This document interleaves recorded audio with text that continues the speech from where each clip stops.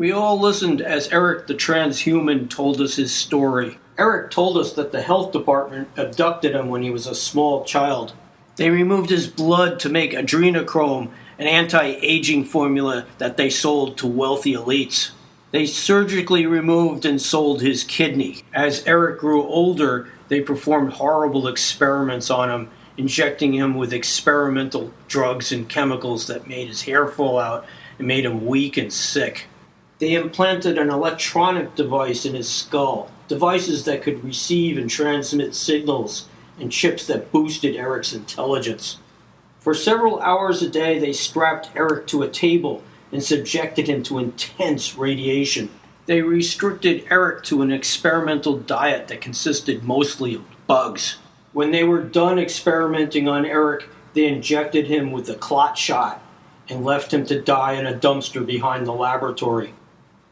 But Eric did not die. He climbed out of the dumpster and crawled through the dark streets, where he was eventually rescued by urban commandos of the Unjabbed resistance. The resistance doctors began the process of detoxifying Eric.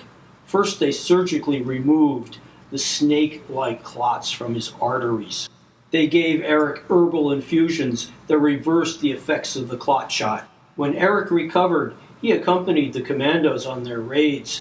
Eric used his sensitivity to electronics to identify health department communications and surveillance targets to be destroyed. On one of those raids, Eric began receiving a signal from a communications relay tower.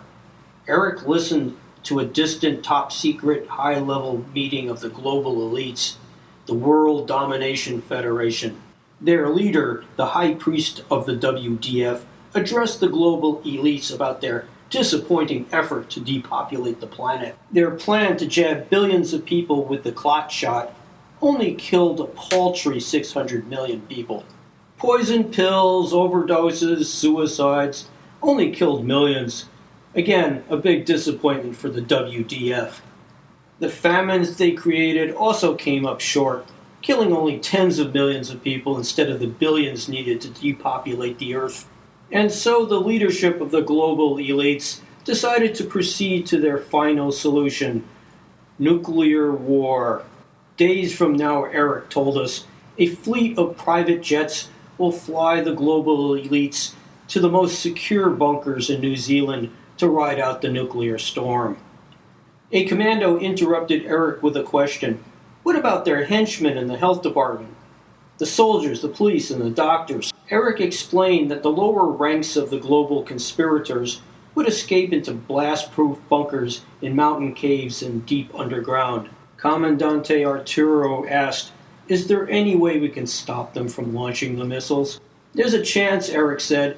"If I can break into the system, I can maybe stop the launch sequence, but I'll need to get into the communications center in Grand Rapids. It's 20 miles from here.